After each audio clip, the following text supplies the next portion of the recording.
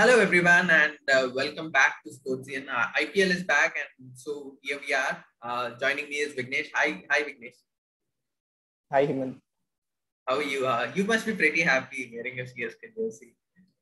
Yes, very happy. And just an FYI, CSK has won their last five IPL matches at the UAE, so we are looking pretty strong.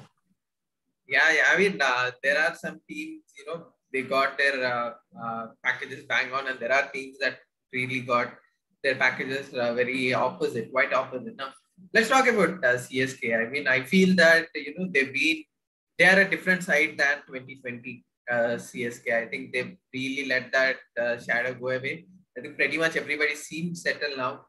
Gaikwad is looking really good at the top. They can lift their fourth trophy this time, looking at this form. Definitely, because CSK is a front runner. Of course, Delhi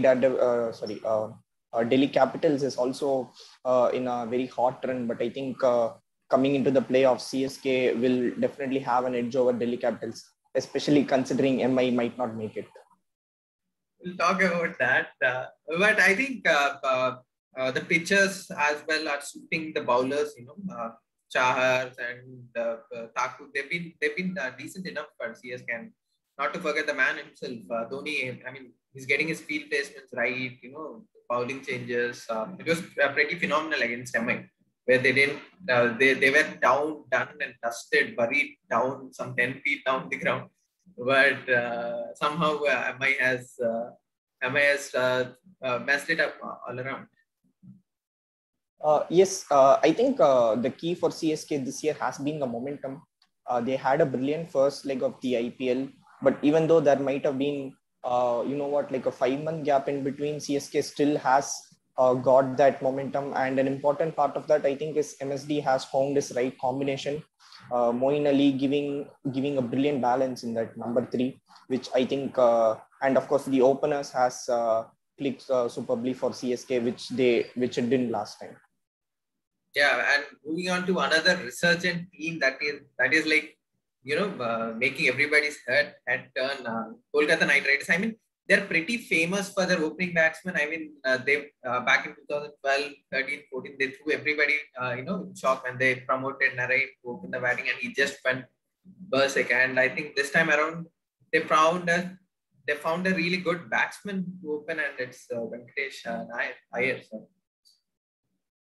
I've heard of Venkatesh Iyer. I've seen his stats in the Syed Mushtaq Ali tournament and the Vijay Hazare as well. And it's fitting that his role model is Sourav Ganguly, and his batting style is also pretty much like him. So great find for KKR over there. Yeah, I mean, I've seen him hit Trent Boult for a 6, the first ball he faced, and he's bold. You cannot just hit a international bowler on your debut facing him to a 6. And I think he's a really good found by KKR, and I think we'll get to see a lot of him. Talking about KKR in particular, they've been really good, right? I mean, they've been really aggressive. They have some kind of don't care attitude. Like they don't have anything to do, as Morgan was saying in his interviews and all. That has been KKR's mantra throughout. I mean, last year also we saw that KKR are trying too many different things, and it feels stupid when it doesn't work out, but it feels great when it does. This time for KKR, it has clicked.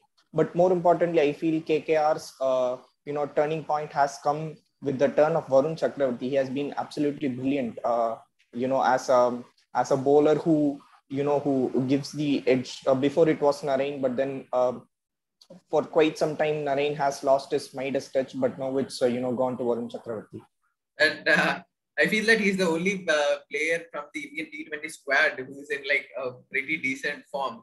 If you consider all the selections that made and the players who are playing right now in IPL, but hope we'll get through that phase. But Varun Chakravarti, I mean, it's really an inspirational story. Playing cricket, okay, great cricket at 26 or 27. Then you somehow start playing club cricket in Chennai, get found in TNPL, get an IPL contract, and then a World Cup selection. I think it should have been a dream run for Varun. And talking about the two teams that are really struggling right now, to find the combinations is my team, Mumbai Indians, and obviously Royal Challengers Bangalore. I mean, talk about RCB. RCB has had a pretty decent start to the tournament, which has not been their kind of virtue in the past few tournaments. I think they seem set to, at least reach the playoffs and all. But strange that they've lost their way. Right. Initially, when I saw RCB's team on paper, I felt this was their strongest team in the past 13 years. They had a really good start as well. Glenn Maxwell giving them that extra reliability. When we talk about RCB's batting, we only say Gale, Kohli, ABD. Gale, of course, is not there now. Maxwell has given that extra, batting prowess. But still, they have lost their way. And I think it's because they aren't, they are probably changing too much. They should take a leaf out of MS Dhoni's books. Like when you win, stick with the combination. They had tried a lot of Indian talent like Rajat Patidar, Shabaz Ahmed, now Sachin Baby, KS Bharat. They're not sticking with one person. I think probably that should, some stability should give the players confidence as well to perform better. Yeah, and I think it's upon the team management to assure a player that go out, play your matches. It's fine. We'll not drop you for 5 or 6 matches. Maybe once that assurity is there for a certain player, I think that will really help to convert those into positive mindsets. And RCB is known for an unstable playing 11. They have to find their group somehow if they need to be in that hunt for playoffs. And talking about MI. I don't know. I don't have much to say. We are playing with the same 11 that has won us the tournament last season. But somehow everybody just seemed to be out of touch. Nothing much to blame. The first match against CSK should have been, Pollard should have kept more pressure on CSK. MI is known for these kind of situations. They can win 6 the remaining matches, and it's not something new for them. I still hope, fingers crossed. Regarding MI, I feel that probably they're playing a bit overconfidently. I'm not like there isn't anything in their body language that tells you that, but the team selection, I mean, probably they can give a bit more thought and a bit more informed players opportunities. Anmol Singh looked promising in the first game against CSK, but I feel that MI are taking things too lightly. It's just my gut feeling. Of course, there isn't anything on the pitch that or in their body language that tells you that. Yeah, and the only thing that's worrying right now with MI's form is like almost 1/4 or half of the Indian T20 squad is filled with MI players. Now, if they don't find groove within the next tournament, it will be really bad for the Indian T20 team going for this T20 World Cup. And talking about unbalanced team and pretty bizarre selections, Punjab Kings. If you look at those individuals, if you look at individual Punjab players, everybody is a match winner. Like you can, you have KL Rahul, you have a Mayank Agarwal, you have somebody like Ravi Bishnoi. He has shown his prowess, but the first team that they fielded against Rajasthan Royals, I was pretty shocked that Ravi Bishnoi was excluded. And they brought him back this year, but the team management has to stick with the proper playing 11. Yes, there is definitely a lot of mismanagement with the Punjab Kings team. We have seen it last year as well. Some really bizarre decisions. That's right. Ravi Bishnoi has been one of their most promising Indian players, and to not field him. But despite all that, we all should say that Punjab Kings should have won that game. Them losing that game is not up to the team selection, but up to I don't know, bad luck or whatever. Still, that we definitely can see that there is a lot of mismanagement and poor decisions taken by Kings 11 Punjab. Punjab Kings. And I feel one thing about Punjab Kings, I think they should promote Chris Gayle to the opener role. Ask KL or Mayank to step down to the one-down role. I don't know, but I mean, just a cut opinion. He's been an opener all his life. Now, why do you want to ask him to come at a one-down? When, KL and Mayank play, I wouldn't say they're not too aggressive on the field. You need one batsman who takes it up to the opposition. Now, going to the table toppers, Delhi Capitals, I mean, they've really after the change of name, change of jersey, and everything, DC has shown a lot of promise. I mean, finalists last time around, and this time they're leading the table. Even though there was a change in the guard, Shreyas Iyer as being injured, Rishabh Pant taking up the reins, but he showed a lot of promise. Pant has done a really good job with Delhi, and I think Ricky Ponting has had a lot of influence on that. And one of the youngsters that has impressed everybody is Avesh Khan. They have lost Harshal Patel, and they tried Tushar Deshpande last year, but Avesh Khan, I think, he has fit the role of the Indian fast bowler. Apart from that, Delhi's only woe has been not a very, proper out and out all rounder that we saw last year. Their sixth bowling option has always been tricky, but I think the way Rabada, Nortje they are performing, they don't need a sixth bowler as of now. Yeah, Rabada and Nortje I think they've been a phenomenal pair, and they've been helping DC in whatever ways they can.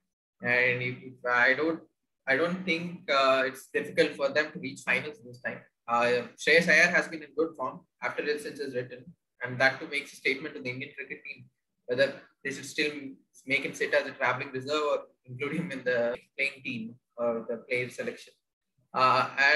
Moving on to the most underrated team as of every IPL, Rajasthan Royals. They come with no expectations. They've been that kind of team every time. They've surprised with the 2008 trophies win against CSK, but nothing has much been done and said about them in recent years. But I think they found a team that can do that this time, but still missing that ifs and buts. Definitely, Rajasthan Royals has always had the DNA of producing talent. They might not be the the best team on paper, but they've always had talents. You're either very happy for them or you're either very frustrated with them. That's how the team is. Sanju Samson, we all know what a superb talent he is, but when he isn't consistently performing, you get very frustrated with him. And there are so many other players as well. Rajasthan Royals, their first game they had a good set of overseas players. Chris Morris is the most expensive player over there, but then you replace him in the second game with David Miller. David Miller, I think, he's way past his prime, and there is not much you can get out of him. Those changes are really baffling. Yeah, and not having Evan Lewis did really hurt them back, because he gave a very flying start. And I think teams should take notice. I mean, batsmen like Evan Lewis, they can have them in their team, but still they don't try it. I think they should show some faith on players, not only this particular team, but all the teams in general. Now, talking about faith, we talk about SRH. They've unceremoniously released Warner as a captain. They did not include him in the playing 11 in the last match before the first half. They don't have option now, right now, frankly speaking. Maybe if Bairstow was available, I don't think Warner would still get a chance to be in the playing 11. Yeah, I think SRH is the epitome of bad decisions. I mean, this is probably the worst performance by any single franchise in the entire IPL history. So many plagued by so many bad decisions. I mean, we ourselves as fans, we don't need to be paid so much money to understand that it's a bad decision. First, you remove David Warner, who has been the heart and soul of the Sunrisers team. Okay, understood that, some kind of rationale over there. So if you remove him, then why do you still play him? You can clearly see that it has affected his confidence. He is not the player he was. So you still have an excellent opener like Jason Roy, who has been firing for England in the past 2 years, and he's not playing. Maybe he can be given a run. And now I think SRH has been eliminated from the tournament after their defeat against Punjab. So, throw all the deadwood like Kedar Jadhav, remove all those people who you have given faith, but they haven't repaid it. SRH still has, I think, 5 more matches. Give all the youngsters a chance. Ensure that, you keep hold of good talent so that you can retain them for the next year. This is a good chance for them to audition the players for the big auction next year. I mean, this is making the best out of a bad situation. Yeah, but I think these are the pitches that suit SRH. they have bowlers who can restrict teams to 120s, 130s, and that's been their strategy all along. Like restrict a team, bowl first, restrict a team to 130, 140, get them out, get those runs. So I think, but it all comes to the batsman. There is some, he's shown a lot of talent, but I think they should give him some more responsibility. Maybe not sending him two down the order, maybe two down, or even try to open with him because he's a hitter. He has the capabilities, and you never know what he can do in a power play when there are only two fielders outside. And there is Priyam Garg, Abhishek Sharma. They've been really underutilized throughout the stint with SRH. Hope I think 2021 is done for them. So it's all about thinking about 2022, who to take, what to take, and all. And as I said, I think it's time to revamp their entire team and look to the future. So that is done now. The most important thing is about pitches. The pitches around Abu Dhabi, Sharjah, and Dubai have not been batting friendly. They've really not been batting friendly. I mean, uh, they've been holding up the pace of deliveries are working miracles here.